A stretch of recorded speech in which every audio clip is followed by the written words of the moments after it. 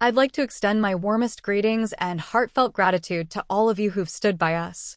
Your support, through subscribing, liking, sharing, and commenting, fuels our passion to keep sharing meaningful stories. We deeply hope to continue earning your cherished affection. Now, please join me as we dive into this tale, Night of Heavy Dreams.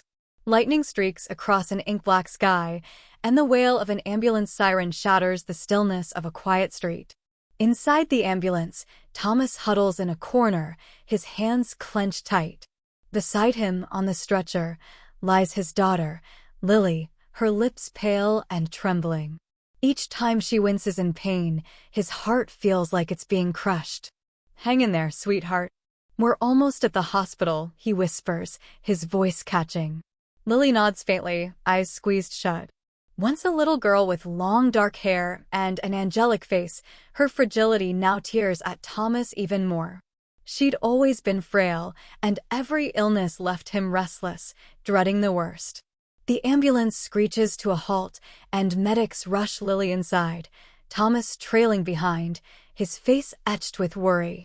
"Her stomach's been hurting since this afternoon," Thomas tells the doctor hurriedly, facing Dr. Carter, a calm middle-aged man. "I thought it was just indigestion, but it's gotten worse. Please, save her." Dr. Carter nods. "We'll do everything we can. Wait out here." Reluctantly, Thomas steps back, leaving Lily with the medical team. In the hallway, he sinks into a chair, hands clasped, eyes fixed on the emergency room door. Lily is his world. A busy construction engineer, Thomas never had time for marriage or family until he met Lily on a work trip to a remote village. She was just 10 then, an orphan living in a charity home. With her bright face, sharp eyes, and innocent smile, she stood out. But it was her intelligence that caught his attention. During a visit to the home, they talked, and he felt an instant bond. Months later, he adopted her, bringing her to the city. Life wasn't easy at first. Lily struggled to adjust, and Thomas learned to be a father. Yet, over time, they forged a deep, loving connection. She was obedient, smart, rarely a burden, but her weak health kept him on edge. This time, though, something felt darker. Footsteps snap him back to reality. He leaps up as Dr. Carter emerges. "How is she?" Thomas asks, voice trembling. "We've run initial tests and an ultrasound," the doctor says, hesitating. "She's stable now, but we need to discuss her condition. Can you come to my office?" Thomas's chest tightens as he follows, the sterile walls and ticking clock amplifying his dread. Dr. Carter pulls out a file and sits, locking eyes with him. "Please, stay calm. We've found the cause of her pain." "What is it? Is it serious?" Thomas presses. The doctor pauses, choosing his words. "Lily is pregnant." The words hit like a bomb, leaving Thomas stunned, eyes wide, speechless. "No, that's impossible," he stammers. "She's only 13. There's a mistake." "We've double-checked," Dr. Carter says slowly. "But what's more surprising is her body doesn't match a 13-year-old's. Biologically, she's an adult." Thomas stumbles out of the office, his heavy steps echoing. "Impossible," he mutters, mind reeling. Memories of Lily flood back, her adoption, her childhood. He'd raised her as a little girl. How could she be pregnant? How could she be an adult? Through the hospital room's glass, he sees her lying there, serene yet exhausted. Gathering his courage, he steps in. Lily opens her eyes, offering a weak smile that breaks his heart. "Dad," she whispers. He sits, taking her small, fragile hand. "Is there something you want to tell me?" he asks gently, strain in his voice. She's silent for a long moment, then tears spill down her cheeks. "Dad, I'm sorry. I've hidden this from you for so long." The clock's ticking drills into Thomas's mind as he sits across from Dr. Carter again. "She's pregnant?" "She's 13. "How?" he stammers. "There could be an error. I've raised her, I know her." Dr. Carter is firm. "I understand this is hard, but our tests are thorough. The ultrasound shows a fetus about 8 weeks along." Thomas's voice hardens. "Then how does a 13-year-old get pregnant?" The doctor takes a deep breath. That's what puzzled us. Blood tests, hormone levels, and bone scans show Lily isn't 13. Biologically, she's around 28. Thomas freezes, then lets out a bitter laugh. You're joking. I watched her grow up. She's a child. It's rare, Dr. Carter explains. It's called developmental arrest syndrome. Her body stopped aging outwardly, but her internal biology matured. She looks young, but she's an adult. Thomas stands, pacing, hands shaking. He'd poured his love into Lily, seeing her as his little girl.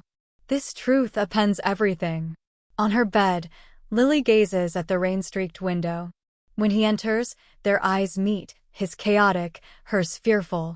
Lily, I need the truth, he says, voice low. How are you pregnant? How can they say you're not 13? Her eyes widen, then drop to her hands. Tears fall. Dad, I'm sorry. I didn't want you to hate me. He grips her hand tighter. Just tell me. I'll always be your dad. Sobbing, she spills her story. I knew I was different.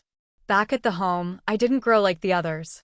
By 13, I realized my body wasn't changing, but I hid it. I was scared.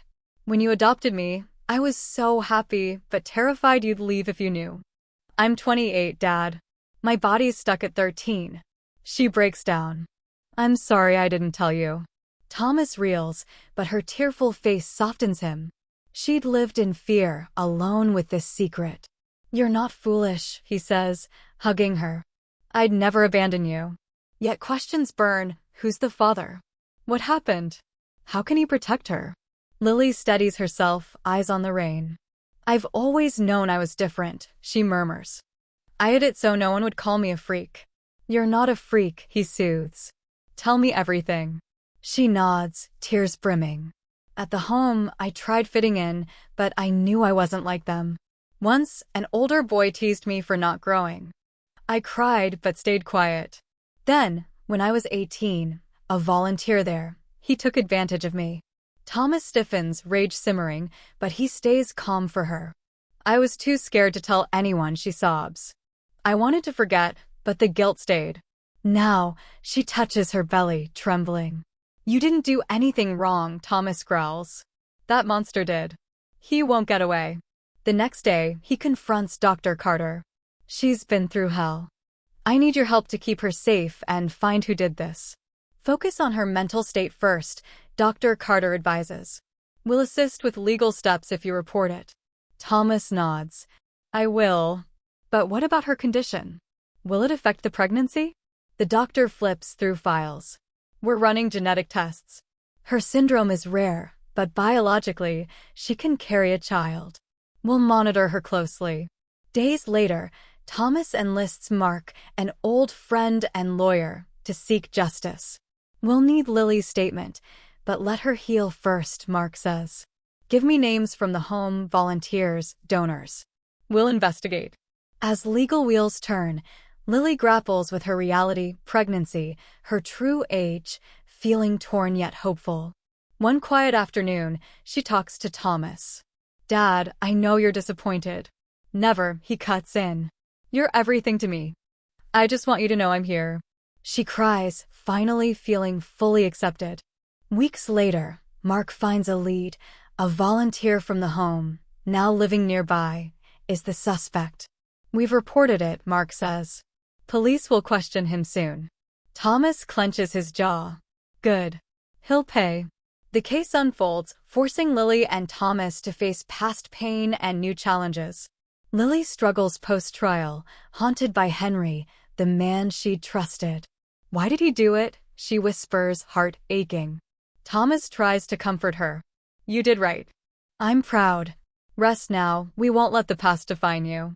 She nods, still lost. What's next, Dad? Can we really move on? We can, he assures. Together, always. Time heals slowly. Lily joins therapy, guided by Dr. Carter. It's not your fault, he tells her. You can shape your future. She begins to rebuild, finding peace in yoga and meditation, connecting with herself each morning. I can be strong, she murmurs during a session. I can start over. She also joins a support group for trauma survivors, determined not to just be a victim. "I'm not alone in this pain," she tells the group. "We can help each other." Her belly grows, and the baby becomes her anchor. One spring morning, labor hits. Thomas rushes her to the hospital, gripping her hand, hope and fear mingling. "I'll do this," Lily gasps. "I'll give her a good life." After a tense hour, a baby girl's cry fills the room. Holding her daughter, Lily weeps, past pain fading into purpose. The trial concludes. Henry gets 25 years. Lily feels lighter, though scars remain. She returns home with Thomas, embracing a new chapter.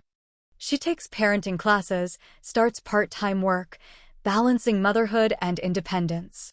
"I'm going back to work, Dad," she tells him. "It's hard, but I need this." "Do what feels right," he says. "I'll support you." Lily grows into her strength, raising her daughter with love, supported by Thomas, therapy friends, and her own resilience. One evening, over dinner, Thomas beams. "You've done so well. You're an amazing mom." She smiles, eyes bright, cradling her baby. "I can't change the past, but I'll give her a future." Life settles. Lily finds joy in small victories, her daughter's first laugh, a steady job. Challenges linger, but she faces them head-on, no longer afraid. With Thomas by her side, she builds a home of safety and hope, proving she's more than her past, a mother, a survivor, a woman reborn.